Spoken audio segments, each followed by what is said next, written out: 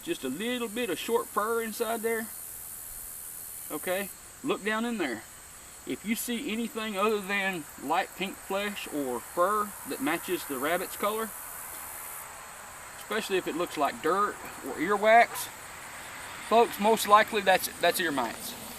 Okay, and ear mites will not go away on their own.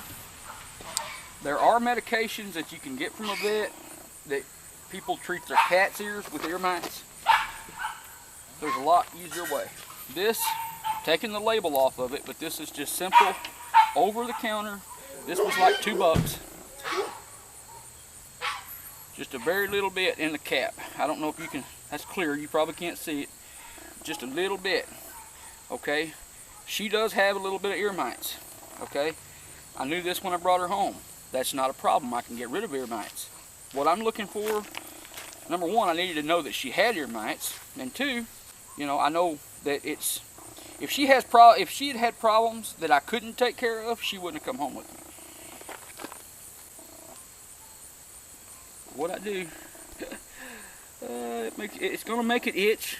But now the way this mineral oil works, see, the way this mineral oil works is it suffocates the mites. Okay, it's all natural. It's mineral oil. It's a laxative. Okay, and what it does is it coats the mites' bodies. If you know anything about an insect, they breathe through their outer shell, their exoskeleton. They breathe through it. If you coat that with oil, they can't breathe.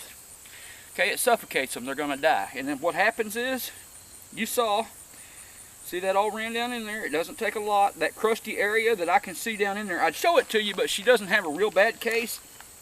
I have seen it so bad that ear mites, the crusty crap that you know is from having an ear mite infestation has been way up here into this part of the ear, and it would like come all the way up. I've even seen it where part of the edges would look like something that another rabbit or something had chewed on it, but it wasn't that. It was just because the mites had deformed the ear to that point. It was just a serious case of neglect. Okay.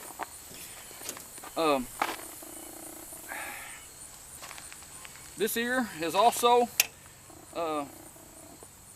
has ear mites, but just to let you know, I mean, if you check and one ear has ear mites, you treat both ears, because it takes, you know, 2 seconds longer. And if one ear doesn't have ear mites that you can see, there's a chance that there's a start of them down in that ear, or there's a chance that some that don't get suffocated the first round in this ear, they're going to come over here. But now she's got ear mites in both ears. Okay? So what I do is I hold it up, I pour that oil in there, and as that runs down in her ear, just like with the other side, it starts to itch, it starts to irritate a little bit, but mainly it just makes it itch, and she's going to want to scratch at that. Now that's a good thing, because when it suffocates those mites, it also loosens up that crusty stuff that's left behind from an ear mite infestation. And when she scratches at her ear, it's going to break that stuff loose and make it come out, because the mineral oil is going to soften it up. Okay? And that's all there is to it. Now, for a day or two, or longer, or whatever, there might be a little bit, it might look a little oily around her ears. That'll go away.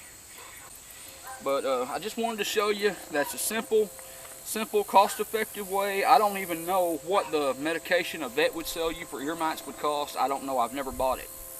This works so well, there's no need. Okay, I have heard, I've not tried it, okay, but I have heard also of people, since this is an oil, I have heard of people mixing essential oils. A couple of things that might, I don't see how it would increase the effectiveness, because once they're dead, they're dead. But if you wanted to put some essential oil, I would say maybe some wintergreen or some spearmint.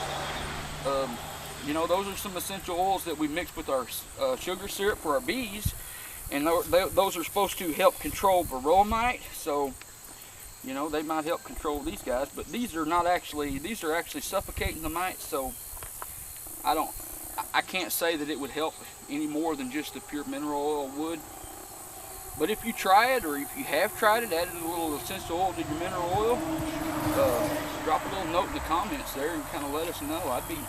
I'd be interested to know. I mean, because I've not tried it, I'd be interested in knowing if it was worth you know, the trouble of adding a few drops in. You can see she's shaking her head. That oil's down in there and it's doing its job. And her shaking and she's going to scratch at her ears and what have you. See, there she goes.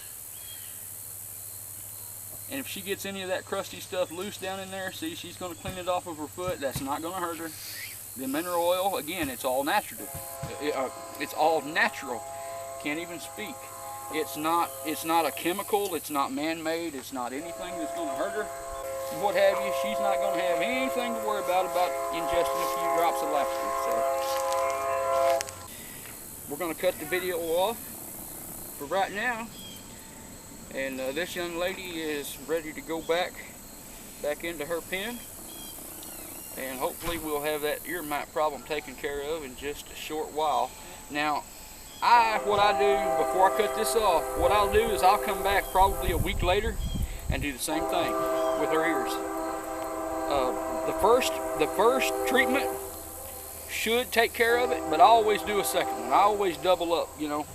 I want to be sure because, you know, it might be 3 or 4 months before I check her ears again, and it could be gone very far, way farther than I would want it to be. So I always double up on a treatment as long as it's not, you know, a chemical treatment that's not gonna hurt her or make her sick. But just the mineral oil, about a week from today, I'll come back and I'll give her the same treatment again. She's a little sweetheart. We appreciate you watching, and y'all have a great day, and God bless.